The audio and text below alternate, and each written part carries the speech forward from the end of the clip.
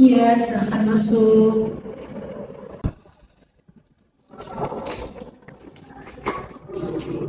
Yes.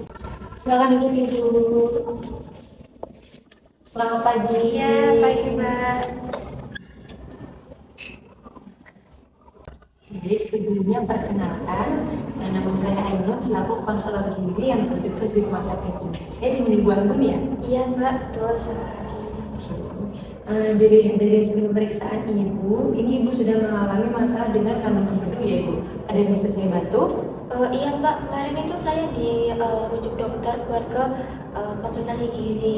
Nah saya ini ingin tahu apa yang sebenarnya harus saya lakukan dan diet yang harus saya jalankan itu Mbak. Baik Ibu, maaf sebelumnya, pesan ini akan meminta waktu sekitar 15-20 menit. Apakah Ibu bersedia? Iya Mbak, bersedia. Oke. Nah, bagaimana keadaan Ibu hari ini? Apakah Ibu sudah merasa baik dari hari sebelumnya? Lumayan ada peningkatan sih Mbak. Kemarin tuh saya merasa kayak lumayan banget sama nyeri perut saya. Tapi sekarang mualnya udah agak mendingan. Berdasarkan hasil pemeriksaan fisik di laboratorium Bu Anggun yang telah saya baca ini, didapatkan hasil kadar ureum, natrium, dan kalium rendah, serta GDP, GDS, serta delirium yang tinggi. Yang artinya hal ini mengindikasikan bahwa ada masalah pada fungsi hati seperti kandung empedu, fatty liver, atau yang berlemak seperti yang sedang dialami Bu Anggun ini. Oh iya Mbak. Jadi pada konseling ini kita akan mendiskusikan mengenai perubahan pola makan, mengikuti anjuran makanan yang boleh dan tidak boleh, serta jenis dan jumlah makanan yang tepat untuk Ibu Anggun menjalani diet. Nah, saya berharap Ibu Anggun mau bersedia bekerja sama untuk kesuksesan diet ini Ibu. Apakah Ibu bersedia? Iya Mbak, bersedia aja deh. Nah, kebetulan sekali dengan adanya konseling ini diharapkan bisa membantu memecahkan masalah Ibu Anggun tadi. Nah, ini Ibu Anggun memiliki berat badan 60 kg dengan tinggi badan 160 dan usia 55 tahun ya Ibu? Iya betul Mbak. Nah, jika hasil perhitungan IMT Ibu ini 23,4 kg meter kuadrat yang tergolong normal. Dan untuk pemeriksaan fisik klinis seperti tensi, suhu, kemudian respirasi dan nadi juga tergolong normal Ibu. Maaf sebelumnya untuk keseharian Ibu Anggun ini mengonsumsi apa aja ya, bisa dijelaskan mulai dari makanan pokoknya, sayur, lauk, buah-buahan, serta cemilan.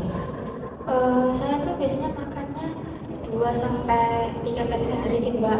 Terus kalau cemilannya itu juga sering kayak. Terus kalau nasi itu biasanya tuh 1,5 itu kira-kira 100 gram kali ya Mbak. Itu. Nah terus saya juga kadang makan mie instan juga, suka makan mie instan atau sering makanan jadi gitu loh Mbak. Habis itu sering kalau lauk itu sering makan ayam sama telur. Kalau ikan itu jarang sih Mbak. Habis itu saya seringnya juga makan tahu, tempe sering. Terus kalau sayur itu saya jarang. Tapi biasanya saya cuma suka konsumsi bayam, wortel, kol sama sayur. Tapi itu tadi Mbak, saya jarang konsumsi sayur. Terus kalau buah itu saya sukanya belimbing, raya sama apel Mbak. Tapi itu tadi Mbak jarang sih konsumsi sayur sama buahnya. Oke, nah kayak untuk lauk ayam, tahu, tempe itu biasanya dimasak apa ya? Mungkin digoreng kah, dikukus atau direbus? Ya sih Mbak, itu tadi digoreng. Terus biasanya kadang-kadang tuh sering bacem juga. Terus yang sering lagi tuh disantan Mbak, kayak lodeh, kare gitu kan enak ya Mbak ya. Terus habis itu cemilannya itu biasanya roti, terus apa ya Mbak, gorengan, agar-agar sama kadang-kadang itu jajanan yang beli di pasar gitu Mbak. Nah, kalau untuk minumannya bagaimana ya? Bisa jelaskan mungkin konsumsi air putihnya atau minuman lain seperti teh atau kopi? Kalau air putih, kalau air putih itu saya jarang sih Mbak jujur. Biasanya kayaknya 2 gelas per hari deh kayaknya. Nah, kalau teh itu 2 gelas per hari. Kalau kopi saya nggak konsumsi, saya nggak suka kopi. Dari penjelasan tersebut dapat dilihat bahwa ada hal yang menyebabkan Ibu mengalami penyakit empedu ini, yaitu karena tingginya konsumsi makanan di rumah yang berasal dari masakan ibunya tadi, goreng-gorengan, serta kurangnya asupan serat dari kurangnya asupan sayuran dan buah-buahan. Terus di sini ibu juga kekurangan mengonsumsi air putih ibu. Nah selanjutnya dilihat dari riwayat total asupan ibu kemarin setelah di rumah sakit didapatkan bahwa seluruh asupan ibu ini mengalami kekurangan ibu dari karbohidrat, lemak, protein maupun energinya, mengalami defisit tingkat berat yang sangat kurang. Apa ada keluhan sehingga ibu tidak bisa makan? Iya mbak, itu tadi saya kemarin tuh sama sekali nggak nafsu makan, terus kan perut saya mual ya mbak, kayak nggak enak gitu rasanya, terus perut atau saya juga nyeri, jadinya saya cuma makan sedikit sekali, soalnya sudah juga perut saya nggak enak buat dimasukin makanan. Oh, begitu. Jadi ibu tidak bisa mengikuti standar di rumah sakit karena perutnya merasa nggak enak, mual dan nyeri ya ibu. Iya mbak. Nah, untuk selanjutnya, jika ibu mengalami kesulitan dalam mengonsumsi makanan, mungkin ibu bisa mengatakannya kepada perawat atau petugas rumah sakit ibu. Jadi nanti pola makan atau menu makan ibu bisa diganti sehingga ibu tetap bisa memenuhi nutrisi. Oh bisa seperti itu ya mbak ternyata. Berarti setelah ini besok atau kapan misal saya ada kesulitan lagi, saya coba bilang ke perawat ya mbak. Baik, terima kasih atas ketersediaan ibu. Nah, selanjutnya saya di sini akan melanjutkan untuk memberikan saran mengenai diet TETP. Nah, diet TETP ini artinya ibu diharuskan untuk mengkonsumsi makanan tinggi energi dan tinggi protein. Itu kenapa ya mbak kok harus tinggi energi sama tinggi protein? Diet ini dibutuhkan untuk membutuhkan nutrisi ibu dalam proses pemulihan penyakit ini ibu. Itu tuh maksudnya gimana mbak?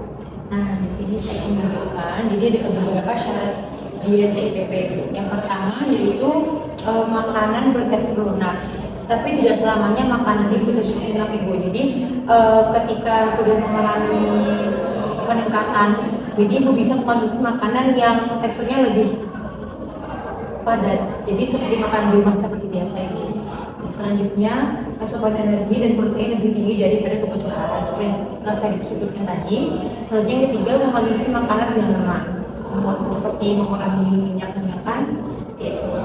Yang keempat, karbohidrat cukup. Dan yang kelima, menghindari makanan dan minuman yang menimbulkan rasa kembung, bergas dan tidak nyaman. Dan yang terakhir adalah makanan dengan porsi kecil dan sering. Jika ibu tidak habis dalam sekali makan, itu bisa dimakan lagi setelah beberapa jam setelahnya. Yang penting selalu makan aja dengan porsi yang sama, namun waktunya sering. Jadi selama di rumah sakit, ibu harus mengikuti standar resep rumah sakit ya ibu. Ibu harus menjaga pola makan dan pola hidup ibu. Nah selain itu di sini saya juga ada beberapa makanan yang dianjurkan dan tidak dianjurkan untuk penderita ibu seperti ini. Nanti ibu bisa memilih makanan mana yang ibu sukai dan yang ada di sekitar ibu. Jadi bahan makanan yang dibatasi itu ada kue, biskuit, pastry, puding, ketan dan talas. Nah selanjutnya untuk protein hewani di sini ada daging berlemak, ada udang, bebek, otak-otak, dan lain sebagainya. Dari protein nabatinya mungkin jika campuran kacang panjang bisa dikurangi ibu karena itu bisa membuat perut bergas. Selanjutnya ada sayurannya. Di sini sayur yang berserat dan menimbulkan gas seperti kol, sawi, obat itu harus dihindari. Tapi untuk yang lainnya aman aja. Selanjutnya ada buah-buahan. Ini yang susah dihindari itu nangka, durian, dan alpukat. Dan lemak yang harusnya tidak dikonsumsi itu ada margarin, lemak jenuh seperti lemak hewan, minyak sapi, kambing, dan lain sebagainya. Nah kemudian untuk makanan yang dianjurkan ini ada beras merah, roti gandum, dan makaroni. Untuk sumber protein hewaninya ada telur, ikan segar, daging tanpa lemak, ayam tanpa kulit, susu skim, dan susu tanpa lemak. Kemudian untuk protein nabatinya boleh tahu, tempe, dan oncom.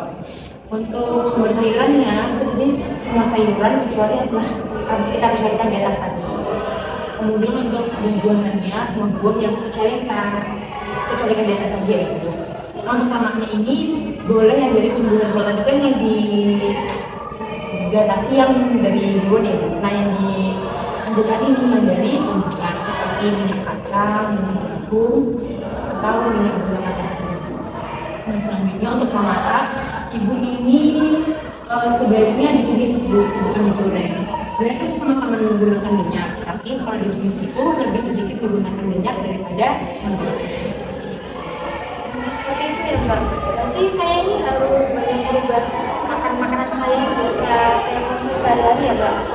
Susah juga ya Mbak ternyata. Tidak susah kok Ibu, saya kira Ibu pasti bisa. Ibu tidak perlu menggunakan semua makanan yang telah Ibu konsumsi, Ibu hanya perlu mengurangi saja. Itu ya Mbak. Perlahan saja Ibu pasti bisa, saya yakin. Nah, dari penjelasan saya tadi, apakah ada yang ditanyakan? Nggak ada sih Mbak, tapi saya boleh nggak minta catatan yang tadi makanan dianjurkan sama tidak dianjurkan. Kalau boleh saya mau minta sih Mbak, saya bawa pulang nanti. Ini saya ada ya Mbak. pajaknya, mungkin bisa dibaca-baca itu sama seperti yang tadi Pak Ibu. Oh iya, makasih ya Mbak, nanti saya simpan di rumah. Oke. Nah, sekarang saya mau minta tolong kepada Ibu, bolehkah Ibu jelaskan lagi apa yang sudah saya jelaskan sebelumnya? Tadi itu saya harus mengurangi makanan yang berlemak ya Mbak. Terus habis itu kayak goreng-gorengan itu juga nggak boleh atau dibatasi. Terus yang bersantan juga. Terus juga ngurangin makanan yang kayak daging berlemak, terus kulit ayam atau ayam yang masih ada kulitnya itu, terus susu yang tinggi lemak. Terus kalau yang dianjurkan itu ada apa ya, sayuran, tapi sayurannya itu harus yang tidak bergas itu ya Mbak tadi ya. Terus habis itu saya direkomendasikan buat makan daging yang nggak berlemak, ayamnya juga yang nggak berlemak. Terus saya harus lebih bervariasi dalam makan buah-buahan. Kalau teknik masaknya tadi saya kurang-kurangin buat masak yang digoreng, jadi ditumis aja gitu ya Mbak tadi. Nah, betul Ibu. Jadi Ibu harus mengurangi makanan berlemak serta meningkatkan konsumsi sayuran dan buah-buahan. Iya Mbak, saya akan mencoba buat kurangin lagi deh buat yang konsumsi makanan yang tinggi lemak. Oh, jangan lupa Ibu, air putihnya juga yang banyak. Karena Ya, Mbak. untuk dua gelas air putih saja tidak cukup dalam sehari. Ibu perlu 8 gelas sehari. Mungkin ada yang ingin ditanyakan lagi? Cukup sih Mbak kayaknya. Baik Ibu, terima kasih telah meluangkan waktunya untuk konseling kali ini. Saya mohon maaf jika ada salah-salah kata dan kurang-kurang. Sekian dari saya. Iya Mbak, saya makasih banyak juga ya Mbak. Terus makasih juga buat penelitian iklimnya. Terima kasih Ibu, selamat pagi. Selamat pagi, makasih Mbak. Terima kasih Ibu, hati-hati di Iya, jalan. makasih Mbak. Makasih banyak ya Mbak.